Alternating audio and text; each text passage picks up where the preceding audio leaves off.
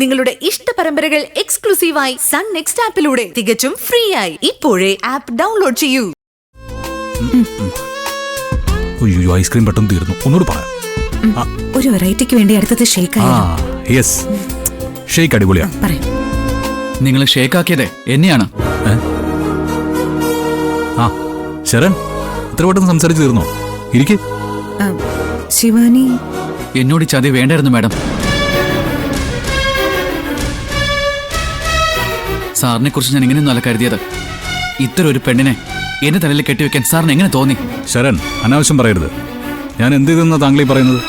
Sir ചെയ്തൊന്നും എന്നെ കൊണ്ട് പറയിക്കരുത് sir. Mind your words. ആരോടാണ് സംസാരിക്കുന്നത് ബോധം വേണം. എന്തിനാ ശരൺ ഇങ്ങനെയൊക്കെ സംസാരിക്കുന്നത്? ശരണിന്റെ ടേസ്റ്റിനൊത്ത പെൺകുട്ടിയാണ് ശിവാനി. അതുകൊണ്ടാണ് ഞാൻ ഈ ആലോചന കൊണ്ടുവന്നത്. എന്റെ ടേസ്റ്റോ? എന്റെ ടേസ്റ്റ് എന്താണെന്ന് മാഡം കരുതിയിരിക്കുന്നത്?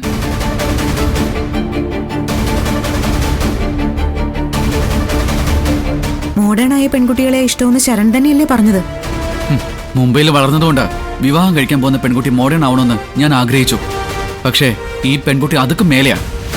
ശിവാനിയുടെ അത്ര മോഡേൺ ചിന്താഗതി എനിക്കുണ്ടാവണമെങ്കിൽ ഞാൻ വല്ല പാരീസിലോ തായ്ലൻഡിലോ ഒക്കെ വളരണം.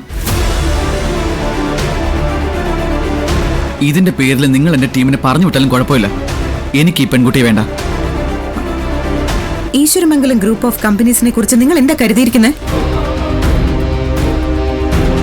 ഒരു മാരേജ് പ്രപ്പോസൽ മുടങ്ങിയാൽ ഉടനെ സോഫ്റ്റ്വെയർ കോൺട്രാക്ട് ക്യാൻസൽ ചെയ്യാനും മാത്രം ചീപ്പാണ് ഗൗതം ഗോപിനാഥ് എന്നാണോ കരുതിയിരിക്കുന്നത്?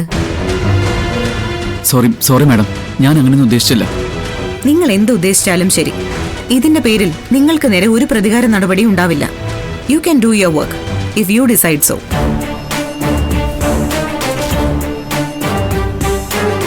Sorry sir.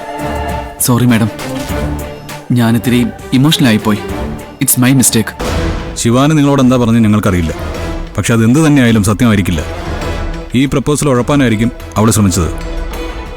എന്തായാലും എനിക്ക് താല്പര്യമില്ല സർ.